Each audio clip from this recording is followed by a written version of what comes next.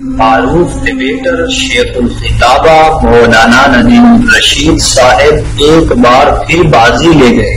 انسانی کا اجتماعی ضمیر روح زمانہ کا وہ رازدہ جسے تھا کبھی حکم ازا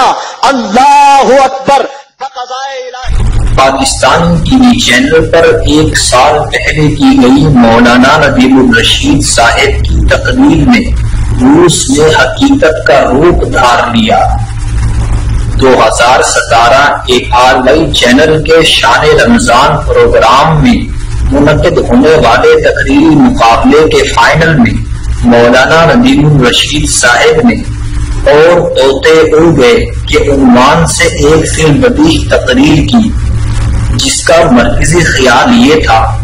کہ جدید صنعتی ترقی کے نتیجے میں ماحولیاتی آلودگی کے باعث طوطے اڑ گئے،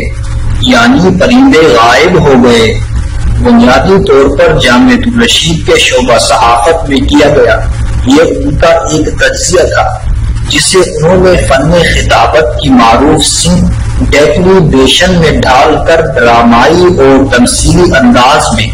ARY چینل کے رمضان میں منعقد ہونے والے فی البدیہہ تقریری مقابلے میں گزشتہ برس پیش کیا تھا۔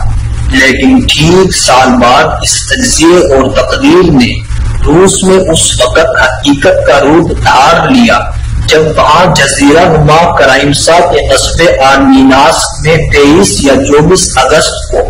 ایک پراسرار ماحولیاتی سانحہ کے نتیجے میں پرندے غائب ہو گئے، یعنی طوطے اڑ گئے، جس پر ماہرین حیران ہیں۔ بے شک یہ مولانا ندیم الرشید صاحب کا ایک قابل داد تجزیہ ہے، جس پر تمام مسلمانوں کو انہیں خراج تحسین پیش کرنی چاہیے۔